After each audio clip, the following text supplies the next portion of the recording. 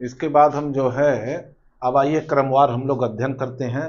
सबसे पहले उत्तर के पर्वतीय प्रदेश के विषय में हम लोग चर्चा करते हैं। तो देखिए, जब उत्तर के पर्वतीय प्रदेश के विषय में चर्चा करते हैं तो हमारे दिमाग में आता है हिमालय।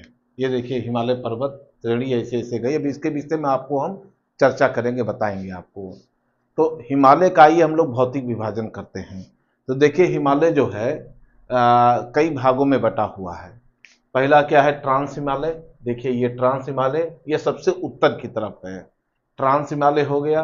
फिर बृहद हिमालय, इसको चाहे बृहद हिमालय भी कह सकते हैं, चाहे महान हिमालय भी कह सकते हैं। इंग्लिश में इसको ग्रेटर हिमालय भी कहा जाता है। फिर उसके बाद आता है लघु हिमालय। लघु हिमालय को कहते हैं मध्य हिमालय। और उसके बाद सबसे जो नया हिमालय है या नवीन हिमालय, उसको शिवालिक हिमालय या वाह हिमालय कहते हैं। तो ऐसे हिमालय की श्रेणी गई है। देखिए, ये ट्रांस हिमालय हो गया। फिर उसके बाद ये बृहद हिमालय हो गया। फिर जो है ये मध्य हिमालय हो गया या लघु हिमालय हो गया, और शिवालिक हिमालय हो गया।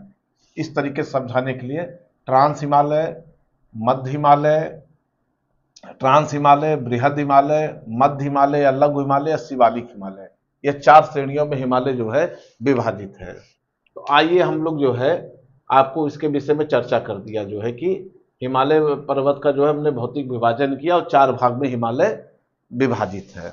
जिसमें ट्रांस हिमालय जो है सबसे प्राचीन हिमालय है, सबसे प्राचीन हिमालय है। इसका निर्माण वही हुआ था, टेथिस सागर का जो मलबा था उसी से हिमालय का निर्माण हुआ है। तो ट्रांस हिमालय सबसे प्राचीन हिमालय है। फिर उसके बाद बृहद हिमालय का निर्माण हुआ। फिर उसके बाद लघु हिमालय या मध्य हिमालय कहते हैं, उसका निर्माण हुआ। उसके बाद शिवालिक हिमालय का निर्माण होता है।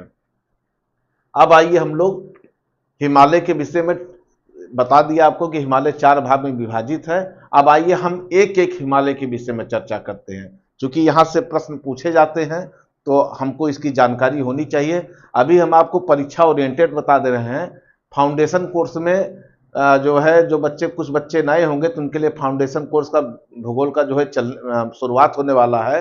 ये बेसिकली जो है यूपी पीसीएस समीक्षा अधिकारी, यूपी पुलिस और भी जितनी परीक्षाएं होने वाली हैं उनके लिए क्लास चल रहा है, ताकि कम समय में ज़्यादा से ज़्यादा चीज़ों को पढ़ सकें, फास्ट डिवीजन हो सके और जो है ज़्यादा से ज़्यादा क्वेश्चन सही हो सके, क्योंकि क्वेश्चन यहीं से ही आते हैं ज़्यादातर।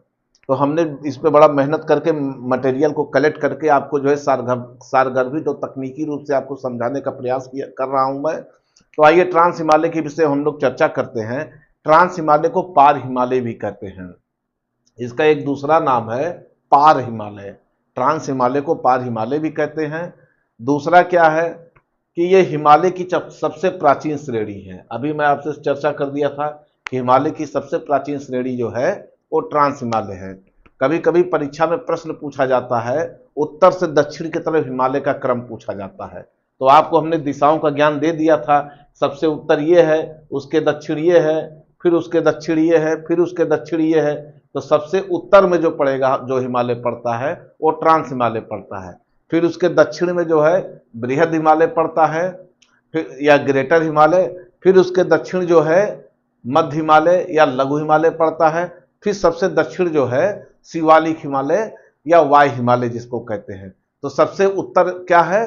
ट्रांस हिमालय है, और सबसे दक्षिण में शिवालिक हिमालय है, जिसको सबसे नवीन हिमालय कहा जाता है। तो ट्रांस हिमालय के विषय में चर्चा कर दें कि ये इसका दूसरा पहला नाम, इसका दूसरा नाम पार हिमालय है। यह हिमालय की सबसे प्राचीन श्रेणी है। इसकी जो प्रमुख श्रेणी है हिमालय पर्वत की, वो कौन सा है? कराकोरम श्रेणी। ये ध्यान कर लीजिएगा, कराकोरम श्रेणी, लद्दाख श्रेणी और जास्कर श्रेणी। ये देखिए, यहाँ पे कराकोरम श्रेणी है। देखिए, ये कराकोरम श्रेणी है। ये देखिए, ये कराकोरम श्रेणी है, लद्दाख श्रेणी है, जास्कर श्रेणी। केवल तीन श्रेणी है। पीर पंजाब श्रेणी की चर्चा मैं नहीं कर रहा हूं। काराकोरम श्रेणी, लद्दाख श्रेणी और जास्कर श्रेणी, ये ट्रांस हिमालय की जो है पर्वत श्रेणियां हैं। और यहीं पे जो है काराकोरम श्रेणी में है भारत की सबसे ऊंची चोटी केटू स्क्वायर। केटू स्क्वायर जो है भारत की सबसे ऊंची पर्वत चोटी है। मतलब विश्व की नहीं, भारत की, विश्व की सबसे ऊंची पर्वत चोटी तो आप लोग को पता ही है। तो ये भारत की सबसे ऊंची चोटी जो है केटू स्क्वायर है। तो यहाँ पे जो है क्या है, काराकोरम श्रेणी है, लद्दाख श्रेणी है, जास्कर श्रेणी। तो ये आप लोग दिमाग में बैठा लीजिए कि काराकोरम, लद्दाख, जास्कर ये ट्रांस हिमालय की प्रमुख श्रेणियां हैं। बृहद हिमालय की अलग श्रेणी है। ये परीक्षा में पूछा जाता है कि काराकोरम श्रेणी, लद्दाख श्रेणी, जास्कर श्रेणी किस हिमालय की श्रेणियां हैं। ये कौन कौन सा हो गया, ट्रांस हिमालय का। अच्छा, इन श्रेणियों का क्रम भी आप लोग जान लीजिए। देखिए ये मैंने मैप बनाया हुआ है।